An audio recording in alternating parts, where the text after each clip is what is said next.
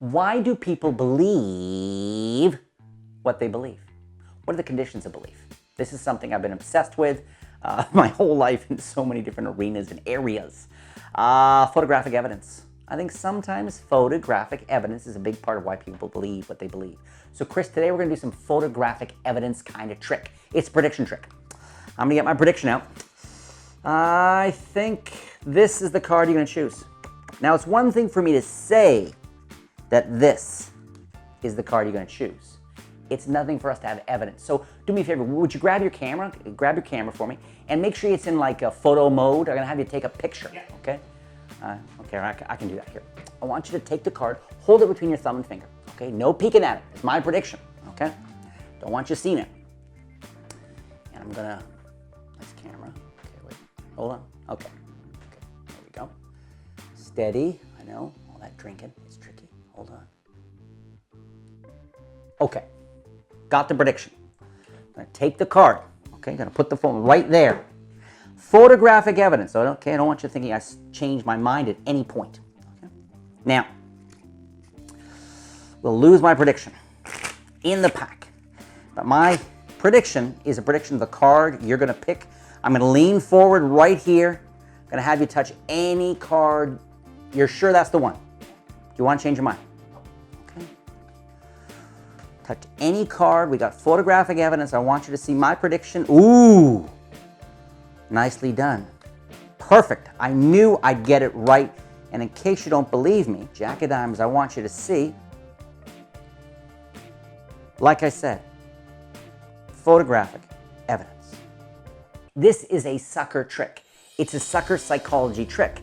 But if you weren't magicians, and if you're watching just like an ordinary human might, and I was performing it live for you, you would experience the magician gets it wrong. That I would be wrong about my prediction, and you'd be certain I got it wrong, and then the next thing you know, the photo on your own phone changes to match the prediction.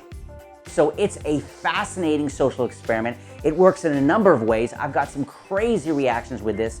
It is something that once you get it down and wrap your head around it, it won't be something that all the other magicians are doing, okay? So you're gonna learn the secrets, the psychology, the handling. We're gonna talk a bit about the beautiful classic move, the top change, on this video. So I'm gonna teach everything about that trick to you in just a moment on this video. On this video, I'm also gonna share with you a magic tip of the week. A magic tip of the week that I think will help you take your magic, your performances, and maybe even your perspective and philosophy on life to a whole new place. So magic tip of the week is coming. I'm gonna also announce the winners of last week's Sound Wave winners. 12 winners every week here on the Sankey Magic channel. I'm gonna announce the winners of last week's 12 winners, or last week's 12 winners. And as always, I hope it's you this week. I hope you won one of my Sound Waves tricks, because it's very cool mentalism, psychic kind of trick you take out of your wallet, you freak people out. And you're also gonna have a chance to win. This week I'm giving away 12 of my bulletproof street magic collections. Bulletproof is something I released several years ago, probably one of my best-selling collections of tricks. It's all street magic. So almost no setup, a lot of borrowed objects, very much the kind of magic that so many of you like to do. Bulletproof is, I think it's got 20, 25, at least 20 really strong bulletproof kind of street magic tricks. So I'm gonna give away 12 of those. All you have to do is answer a question. And the question of the week is coming very soon as well. So all of that stuff is going to be coming at you right here on this video. This trick is the perfect trick to deal with a heckler.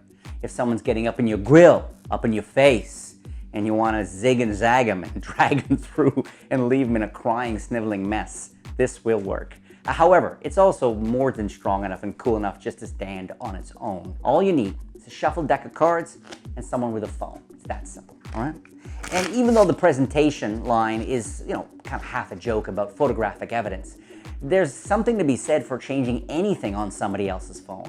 And if it's a photo that they've already saved on their data and it's actually saved on their phone, and you've somehow given everyone the impression that you changed the image of that photograph while you weren't even handling it, it's even more magic, obviously. Deck is shuffled. I do not suggest you do this as an opening trick. However, because you apparently screw up the trick, I wouldn't establish too much expertise before doing this trick, okay? And this is a great trick. I know a lot of you show tricks to your friends, and this is a great trick to say, hey, I'm just working on this one. I don't quite have it down. I'm still working out some of the, can you help me with this? Okay, tell me what you think of it. That's the perfect way to pull them in. All right, so deck is shuffled, somebody else can shuffle the deck. Say, I'm going to try a prediction trick, and in fact, it's going to involve some photographic evidence. All right, go through the card, say, I'm going to choose. I don't want you to see the prediction. I'm going to choose the prediction. Only I know it. Okay, and as you spread out the cards, you want to take a look at the top card, and you're looking for a contrast card. So in this case, I've got a 10 of hearts on top, so I'm going to go for a nice face card contrast. Let's go for it. It's a red 10. Why don't I go for a black? I've got the king of clubs here. Okay, like this. Say, great. Say, this is going to be my prediction. And as I say to them, this is going to be my prediction here, would you do me a favor? Would you take out your phone and set it to, we're going to take a photograph with your phone. While I'm gesturing, I deliberately want to flash the face of the card just a little bit. Now that's why I emphasize I don't want anybody to see it, because the more you emphasize you don't want anybody to see it, the more people are going to try to take a peek at it. Now you're going to have to read the room, because if they're drunk, for example, you might have to, this might be the way you subtly flash it to them.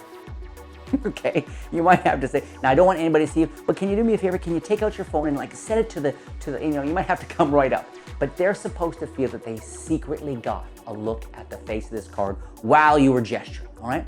So they're thinking king of clubs, right? But what I do is I say, would you do me a favor here? Would you take out your phone and would you set it for a photography, because I want you to take a photo, okay? So I'm gonna do the top change. And you're gonna find with people, particularly if they're looking at the card, they get a glimpse of it, as soon as they see the card, their focus relaxes. They immediately go, okay, I've got all the information I need, and they'll be more readily pulled up to your face again, okay? So you might have to do it like this. You might have to do it like this, real casually. Would you just set it to the, and you're not looking at it, you're looking at them, and maybe you're gesturing here to make sure. But as soon as they see this, nobody then is going to see your top change, okay? And a top change, both cards, this is basically all the top change is, okay? The right thumb pushes off the top card, and it then pulls back so the thumb does all the action. It does a push and a drag, push and a drag. And you really want the right fingers and thumb to not move at all, okay? So the gesture happens in just a second. You can be doing it like, this kind of thing. You can be doing it more boldly where the left hand, where having flashed this card, then you say, as the left hand comes over, you do it, can you set it ready for photo? I want you to take a photograph. Or you can make it some comment here or here. Would you set that up? And you guys look like you're ready for another drink? Who wants another drink? Okay, I bet we all do, right? So you can make the left hand active while you do the switch. You put the deck down. You're holding the card right now, right here. Everybody knows it's the king. They're certain, but it's actually the 10. You borrow a phone, okay? Or sorry, I should say, you borrow a phone. You say, do me a favor, I want you to hold up thumb and finger. And again, I don't want to psychologically influence you on which card you're going to peek or which card you're going to take. So don't peek at the card. Make sure nobody knows the card. That's really important, okay? You keep emphasizing that nobody's supposed to know it, but they're thinking we all know it's the king, right? So between thumb and finger, have them hold their hand and make sure, and don't just casually hand it to them. If you really don't want them to take a quick peek at it, it's important that you have them kind of hold at your hand, thumb and finger only, okay? We're gonna do, and no peeking, okay? So they don't even know they're holding the 10. I take their phone. I take a photo of them holding the 10, right? A close-up, a nice big close-up shot, holding the 10. Then I put their phone down or give it back to them. I take the 10 back. Okay? I take the 10, and basically all I'm going to do now is put it in the deck and give the deck a false cut, any false cut that you like, apparently burying it into the deck, but really I keep the 10 on top. Now, I spread out the cards. You have them touch any card they want. This is the double lift force. I love this force. I use it a lot because they can touch a card. Do you want to change your mind? Sure. Do you want to, they can change their mind as much as they want. Now, you outjog the card. As you come over to spin it out, this is so important.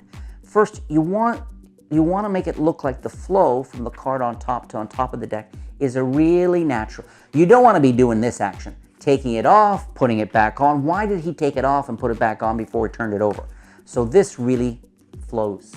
The other reason you're going to do that is as the hand comes around and you pivot, that's when the left thumb pushes off the top card and you get a break beneath the top card, making it a perfect get ready for a double lift. So you're here, spin it off, and show. Now, as soon as you turn this over, they're going to think he screwed up.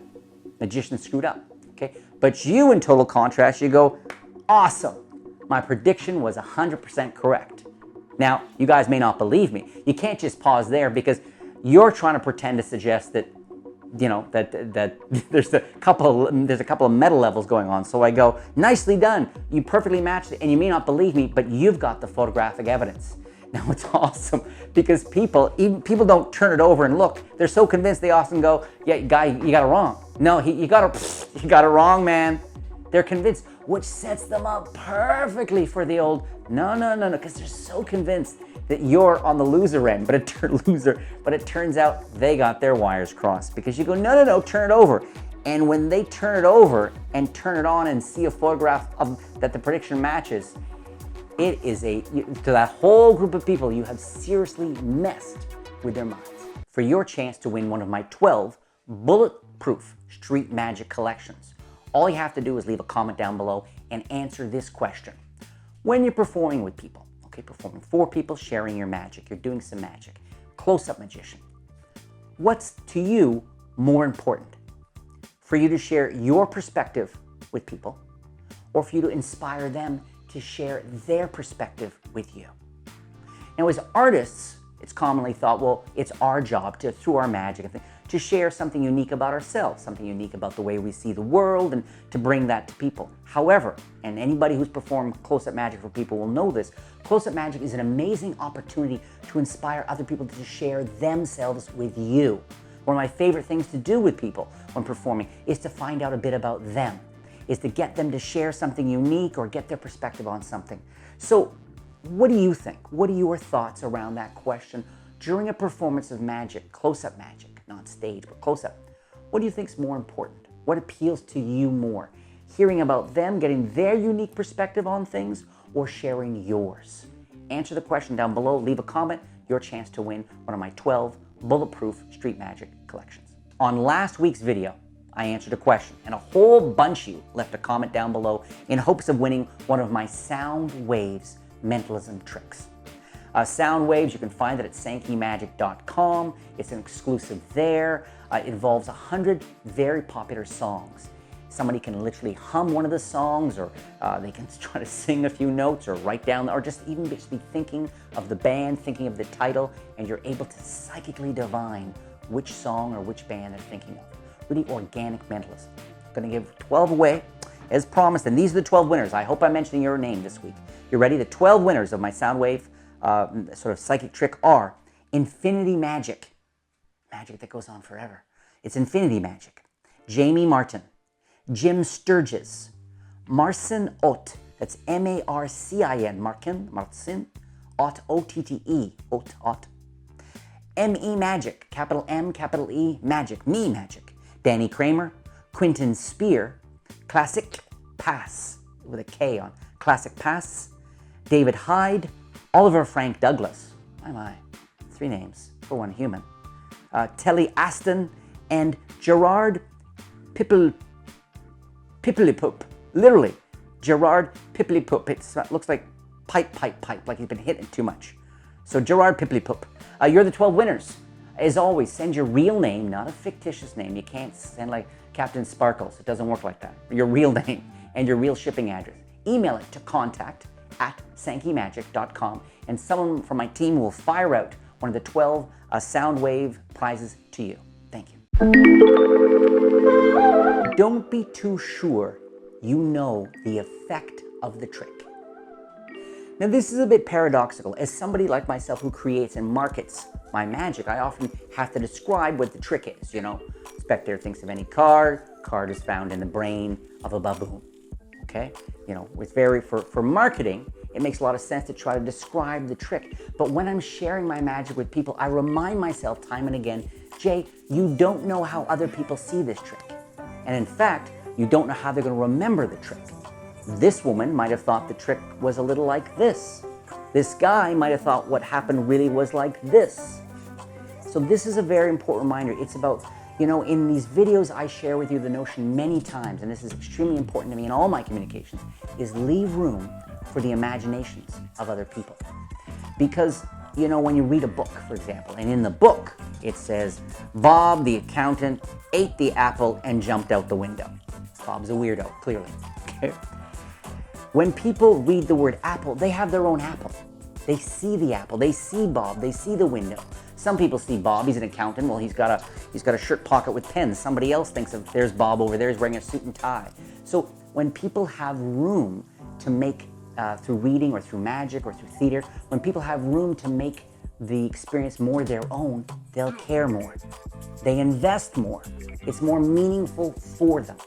So when you're sharing your magic with people, try to keep in mind that they don't experience it like in a magic advertisement or even the way you see an ambitious card. The sign card comes to the top many times. They might see it as the magician's hands are so fast I can't catch them. Or they might see it as something about, who knows, maybe they imagine that all the cards sort of melt down, leaving the card on top. It's not a rising card, it's a melting of all the other cards. There's so many different ways to look at this magic. So even as you learn the effects and have your own idea, keep in mind your own narrow perspective on what the trick is narrow. Keep that in mind, leave room for other people to make the magic their own. And don't miss your chance to win one of my 12 bulletproof street magic collections, okay? All you gotta do, it's free, enter the contest, just leave a comment down below and answer the question, when you're performing close-up magic for people, what speaks more to you? What's more important to you? To inspire them to share their perspective with you. Some take themselves with you, some take on the world or something. Or is it more important for you to try to express your creative self, your unique perspective with them? Leave your comment down below. To learn the secrets to making your own phone vanish into thin air, click there. And to learn how to astound people using any empty water bottle, click there.